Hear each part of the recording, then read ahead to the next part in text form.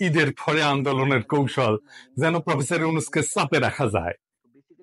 ইন্ডিয়ার বক্তব্যে বাংলাদেশে অন্তর্ভুক্তিমূলক নির্বাচনের মধ্যে দিয়া সব বিষয়ের নিষ্পত্তি চায় ভারত, যেন বাংলাদেশ ভারতের একটা প্রদেশ। আর ওয়াকারে ডিসেম্বরের মধ্যে নির্বাচন হওয়া উচিত। মিল দেখতে পান? হ্যাঁ, মিল হচ্ছে এদের মধ্যে একটা কমন জিনিস, ডিসেম্বরের মধ্যেই নির্বাচন। আমি বলছি ওয়াকার, বিএনপি, আওয়ামী লীগ আর ইন্ডিয়া এই চারটা মিলে একটা ঐক্য হয়েছে। এই ঐক্যের লক্ষ্য হচ্ছে প্রফেসর ইউনূসকে তাড়ানো, ভাগানো তাড়াতাড়ি। এতে স্যার পক্ষেরই লাভ। রাষ্ট্রটায় কোনো সংস্কার হবে না, যা আগে ছিল তাই থাকবে, ঘুরে বাঙ্গুর স্যাং। আর্মির জেনারেলরা যে আকাম করছে, গুম খুনে যুক্ত ছিল, সেটার বিচার হবে না। জুলাই আগস্ট বিপ্লবে ওয়াকারের আর্মি গুলি করে মানুষ মারিছে, গতকালই নেত্র নিউজ একটা রিপোর্ট আসছে 5ই আগস্ট সকালে আর্মি টার্গেট কইরা মাথায় গুলি করে মানুষ মারছে, টার্গেট কইরা, বিনা উস্কানিতে। এই যে এটা দেখে নিয়েন, খুব ভালো রিপোর্ট করছে এটা। এইগুলোর বিচার যেন না হয়, এইটা ওয়াকার চায়। যারা গুম খুনে যুক্ত ছিল তাদের যেন বিচার না হয়, বিডিআর হত্যাকাণ্ডের যেন বিচার না হয়, শুনেন তার মুখেই। এই বর্বরতা কোনো সেনা সদস্য করেনি, সম্পূর্ণটাই তদানীন্তন বিজিবি সদস্য দ্বারা সংঘটিত। Full stop. এখানে কোনো ইফ এবং বাট নাই।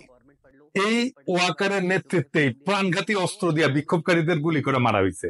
আয়নাঘর ভিজিট করতে বাধা দিছে প্রফেসর ইউনূসকে, নিজে গেছে ভিজিট করতে, ওই গেছে ভিজিট করতে, ওর আর্মি অফিসাররা তো এই কাজ করেছে, ওই গেছে, যায় নাই। হাসনাতকে ডাইকা হুমকি দিছে পরিশুদ্ধ আওয়ামী লীগ আনবে, ইন্ডিয়া সিকুর দিছে ইনক্লুসিভ নির্বাচন করে। ওয়াকার এরপর থেকে কে হুয়া করে সিকুর দিচ্ছে ইনক্লুসিভ নির্বাচন করে। এই ঐক্যে বিএনপির কি লাভ? সে আর একটা আওয়ামী লীগ হয়ে উঠতে পারবে, ফ্রি স্টাইলে লুটপাট করবে, ভোটার ছাড়া নির্বাচন করবে, গুম খুন শুরু করবে, করছিল তো 2 কোটি নাকি ভোটার, না 1.5 না 2 কোটি ভোটার, ভুয়া ভোটার তালিকা করছিল, ক্রসফায়ার করবে। ক্রসফায়ার তো শুরু করছিল বিএনপি, জানেন তো। তো থাকবে, সে নদী শুকাবে, সীমান্তে বাংলাদেশের নাগরিক মারবে, বাংলাদেশের বাজারে তার পণ্য বেচবে, ভোমা পেঁয়াজ খাওয়াবে 300 টাকা কেজিতে, তারপরে বলবে তোমাদের রান্নাঘরে চলে না আমাদের খাবার ছাড়া, আমরাই তো তোমাদের খাওয়ায় বাঁচায় রাখতেছি, রোগী ধরে নিয়ে যাবে ইন্ডিয়ায়, তারপরে বলবে আমাদের এখানে না আসলে তোমাদের গতি কি, চিকিৎসাই তো হবি না তো ঘরে, বাংলাদেশের চাকরির বাজারে সব টপ পজিশন গুলো নিয়ে নেবে, আর কি ট্রানজিট নেবে বাংলাদেশের মধ্যে দিয়া। এই তো প্রফেসর ইউনূস অসংখ্যবার বলছে ডিসেম্বর থেকে জুনের মধ্যে নির্বাচন দিবে। এই সময়টা লাগবে তার সংস্কার করতে, এটা সহ্য হতেছে না। কারণ সংস্কার করলে তো সেই রাষ্ট্রে যথেচ্ছাচার চালানো যাবে না, ভারতীয় আধিপত্য চালানো যাবে না, লুটপাট চালানো যাবে না, আয়না ঘর বানানো যাবে না। এই সংস্কার কেন দরকার একটু বুঝে দেখি, আসেন। রাষ্ট্র কিছু প্রতিষ্ঠানের মিলিত শক্তি। একটা বিল্ডিং যেমন থামের উপরে খাড়ায় থাকে না, রাষ্ট্র দাঁড়ায় থাকে ইনস্টিটিউটের উপরে। যেমন ধরেন আদালত একটা ইনস্টিটিউট বা প্রতিষ্ঠান, আমলাতন্ত্র বা ব্যুরোক্রেসি একটা প্রতিষ্ঠান, মিডিয়া একটা প্রতিষ্ঠান, সেনাবাহিনী একটা প্রতিষ্ঠান, পুলিশ একটা প্রতিষ্ঠান, এমনকি বাজার একটা প্রতিষ্ঠান, অর্থনৈতিক ব্যবস্থা একটা প্রতিষ্ঠান, শেয়ার মার্কেট একটা প্রতিষ্ঠান, নির্বাচন কমিশন একটা প্রতিষ্ঠান। এগুলো কিসের উপরে টিকে থাকে, কার্যকর থাকে কিভাবে? একটা জিনিসে, একটা মাত্র জিনিসে এগুলো কার্যকর থাকে, সেটা হচ্ছে ট্রাস্ট বা বিশ্বাস। আপনার আদালতের উপরে বিশ্বাস থাকতে হবে যে আপনি ওখানে যে ন্যায় বিচার পাবেন, পুলিশের কাছে গেলে আপনি নিরাপত্তা পাবেন, বিশ্বাস থাকতে হবে, নির্বাচনে অবাধে ভোট দিতে পারবেন, এই বিশ্বাসটা থাকতে হবে, প্রশাসনের কাছে গেলে বিনা ঘুষে সেবা পাবেন, এই বিশ্বাস থাকতে হবে, আর্মি আমার রাষ্ট্রকে নিরাপত্তা দেবে, এই বিশ্বাসটা থাকতে হবে, সরকারি হাসপাতালে গেলে রোগের সুচিকিৎসা পাবেন, এই বিশ্বাসটা থাকতে হবে, শেয়ার মার্কেটে গেলে নিরাপদে বিনিয়োগ করতে পারবেন, এই বিশ্বাসটা থাকতে হবে, বাজারে স্বাস্থ্যসম্মত নিরাপদ পণ্য পাবেন সুলভে, এই বিশ্বাসটা থাকতে হবে। তো আপনি কি এইগুলা পান না? আপনি ভোট দিতে পারেন না, ঘুষ ছাড়া ফাইল নড়ে না, বাজার ফাংশন করে না, আপনাকে চাঁদা দিতে হয়। প্রতিস্থাপন করছে কি দিয়া? ভয় দিয়া, টেরর দিয়া। ডেমোক্রেসির মধ্যে বিশ্বাসকে ভয় দিয়া প্রতিস্থাপন কইরা স্বৈরাচার হয়, ফ্যাসিবাদ হয়। আপনি চিন্তা করে দেখেন, আপনার জীবন কাটতো ভয়, সারাক্ষণ ভয়, চাকরির ভয়, সম্পদ হারানোর ভয়, অপমানের ভয়, জেলে যাওয়ার ভয়, গুম হওয়ার ভয়, মাস্তানির শিকার হওয়ার ভয়। সরকারের টাইম লাগতেছে কেন সামাল দিতে? কারণ ভয় দিয়ে তো প্রফেসর ইউনূস শাসন করতেছে না, আর ইনস্টিটিউট গুলো তো দাঁড়ায় নাই। এই যে গ্যাপ, এই টাইমে রাষ্ট্র এই অবস্থাতেই থাকবে। সেজন্যই সংস্কার, এই সংস্কার না হইলে ভয় দিয়ে শাসন করতে হবে, যেই আসুক ক্ষমতায়। তাই বলি যে বিএনপি স্বৈরাচার হয়ে উঠতে হবেই, মাপ নাই যদি রাষ্ট্রের সংস্কার না হয়। এই সংস্কারে বাধা দেওয়ার জন্য ইন্ডিয়া আর বিএনপি উর্দি পড়া মাস্তান আনিছে, সে হইতেছে ওয়াকার। ওয়াকার সেই উর্দি পড়া মাস্তান ইন্ডিয়া আর বিএনপি। সে ওয়াকার ইন্ডিয়ার স্বার্থে দেশের রাজনীতিরা ভবিষ্যতে জাতীয় সংসদ নির্বাচন সম্পন্ন করার জন্য প্রায় প্রকাশ্যে বলছে। ওয়াকার নিয়মিত ইন্ডিয়ার সেনাপ্রধানের সাথে কথা বলে তার পরামর্শে কাজ করে। শুনেন ইন্ডিয়ার সেনাপ্রধানের কণ্ঠেই শুনেন।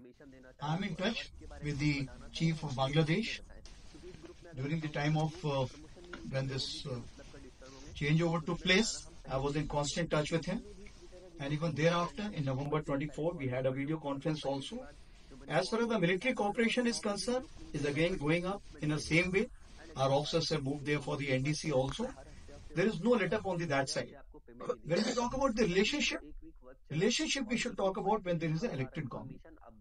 So as of now, the relationship is with the military is well and perfect. এটা ভারতীয় সরকারের পক্ষ থেকে বারংবার দাবি করা হয়েছে। ভারতীয় মিডিয়ায় পালকি শর্মা ওয়াকারকে ভারতপন্থী জেনারেল বলে পরিচয় করায় দিয়েছে। শুনেন। The army chief is against it. He is seen as a pro-India officer. Fascist হাসিনার পক্ষ অবলম্বন করে সে এই অপরাজনীতি করেই চলতেছে। এর বিপরীতে অন্তর্বর্তীকালীন সরকারের প্রধান উপদেষ্টা ডক্টর মোহাম্মদ ইউনূস কোনো রাজনীতি বুঝেন না বা করেনও না, অথবা করতে পারেন না। কিন্তু বিএনপির বিপরীতে ব্যাপকভাবে তার জনপ্রিয়তা বাড়তেছে। এর কারণ কি? তিনটা কারণ, প্রধান কারণ। প্রথমত, তার সরকার দুর্নীতিমুক্ত। তিনি খুনি হাসিনার আমলে যেভাবে বাংলাদেশকে লুটপাট করে দিল্লিয়া করে ফেলা হয়েছে তার শক্ত হাতে বিচার করতে চান।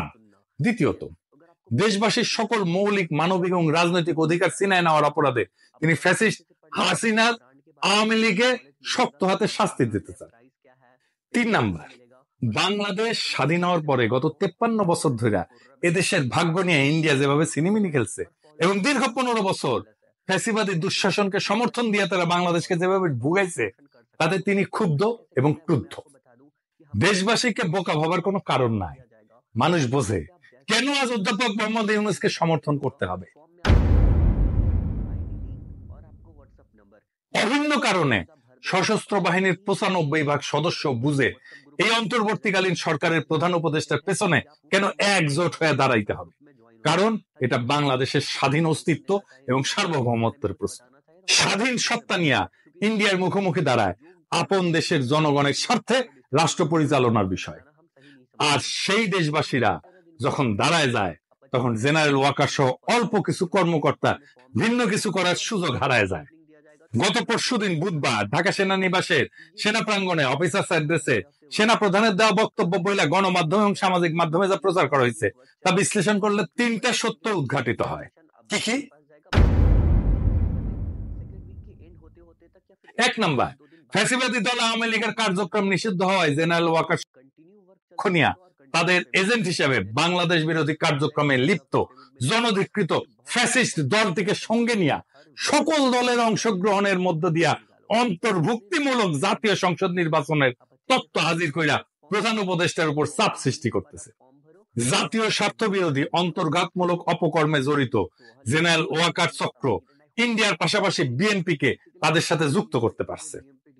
লক্ষ্য করলে দেখবেন একদিকে ইন্ডিয়া একের পর এক বাংলাদেশের স্বার্থ বিরোধী নানান ব্যবস্থা নিচ্ছে, অন্যদিকে বিএনপি দেশব্যাপী অস্থিতিশীলতা সৃষ্টি করার লক্ষ্যে লাগাতার ভাবে নানা ক্ষতিকর কর্মসূচি দিয়ে যাচ্ছে।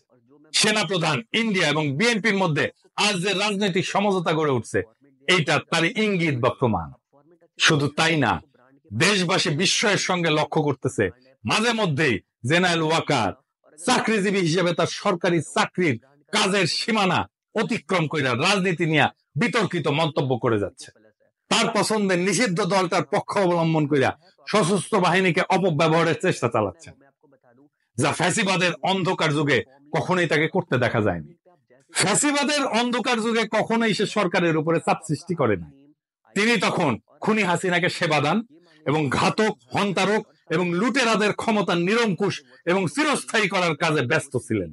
বিগত মাসগুলোতে ইন্ডিয়ার পত্রপত্রিকায় বাংলাদেশের রাজনৈতিক পরিস্থিতির ব্যাপারে যে সমস্ত বৈরী সংবাদ বিশ্লেষণ প্রকাশিত হয়েছে এর অনেক কিছুই গত বুধবার সেনাবাহিনী প্রধানের কণ্ঠে উচ্চারিত হয়েছে।